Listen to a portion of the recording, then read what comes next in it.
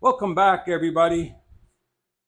So glad you could be with me here at the workbench with the wood of the day. And what might that wood be?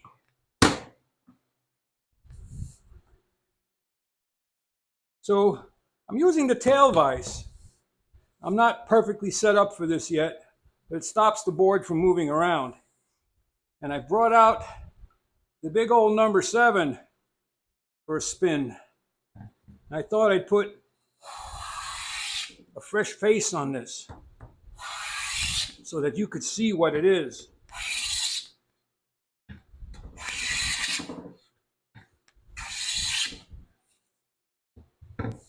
I have not yet restored my number 7. Now, I have this blade set for roughing work. Let me see if I can't polish it up with the number 6. I have this set a little smoother.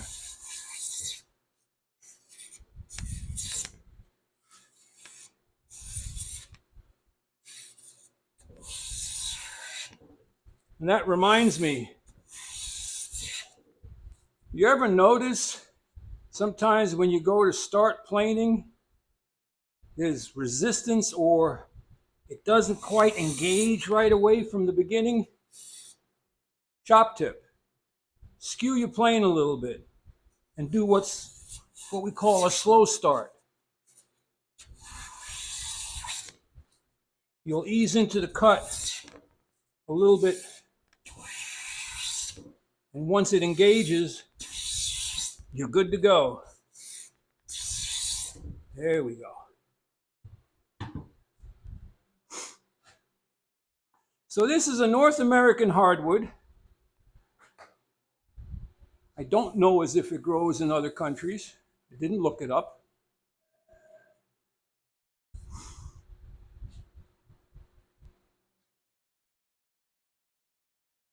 It sort of has the look of ash, elm. That's the edge grain. Nothing special because there's no medullary rays.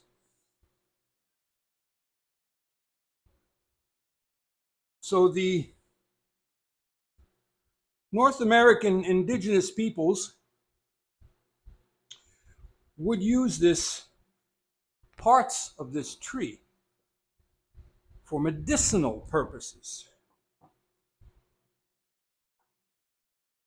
They would make tea from it, different tinctures and teas.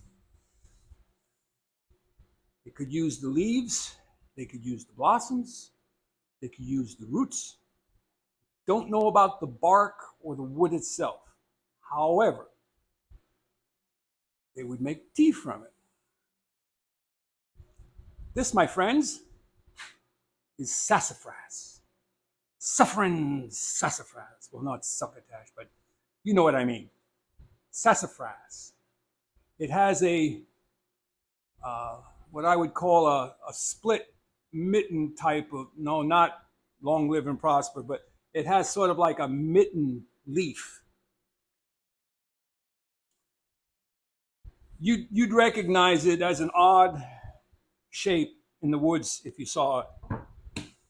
So that's the wood of the day. This is what the shaving looks like. A lot like ash, elm. In reality, it looks a lot like a wood I do not have aboard, but I have had it in the past. It looks a lot like Kentucky coffee tree.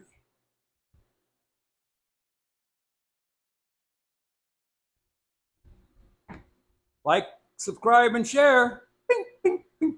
And head out to your workshop. Go make some shavings. Walter out.